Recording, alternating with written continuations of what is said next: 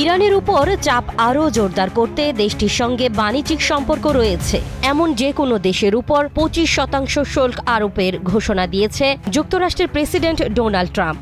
যুক্তরাষ্ট্রে গতকাল সোমবার এই ঘোষণা দেন তিনি। এর মাধ্যমে ওয়াশিংটন কেবল তেহরানকেই নয়, ইরানের ঘনিষ্ঠ বাণিজ্যিক অংশীদারদেরও চাপের মুখে ফেলেছে।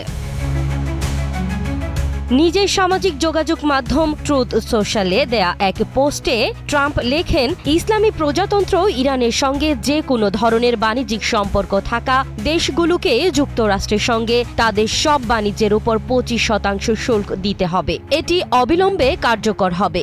এ সিদ্ধান্ত চূড়ান্ত। অর্থনৈতিক তথ্য ভান্ডার ট্রেডিং ইকোনমিক্সের তথ্য মতে ইরানের প্রধান বাণিজ্যিক অংশীদার দেশগুলোর মধ্যে রয়েছে চীন, তুরস্ক, সংযুক্ত আরব আমিরাত ও ইরাক। ট্রাম্প প্রশাসনের এই পদক্ষেপ মধ্যপ্রাচ্য ছাড়িয়ে বৈশ্বিক বাণিজ্যিক ব্যবস্থাতেও অনিশ্চয়তা তৈরি করতে পারে। এ ঘোষণার আগে রোববার ট্রাম্প ইরানের বিরুদ্ধে সামরিক পদক্ষেপ নেয়ার হুমকি দেন। এর পরদিনই শুল্ক আরোপের সিদ্ধান্ত এলো, যা ইরানের উপর যুক্তরাষ্ট্রের কূটনৈতিক ও অর্থনৈতিক চাপ আরও বাড়বে বলে মনে করা হচ্ছে। এর মধ্যে ইরানের ভেতরে চলমান বিক্ষোভ পরিস্থিতিকে আরও জটিল করে তুলছে।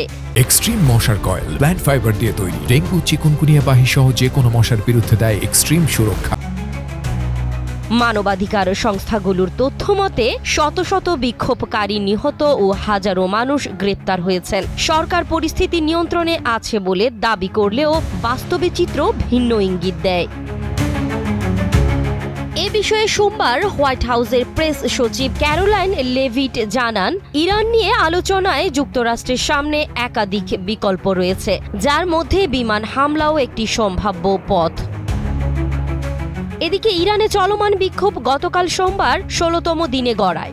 নরওয়ে ভিত্তিক মানবাধিকার সংস্থা ইরান হিউম্যান রাইটস জানায়, এ পর্যন্ত নিরাপত্তা বাহিনীর সঙ্গে সংঘর্ষে অন্তত 648 জন বিক্ষোভকারী নিহত হয়েছেন।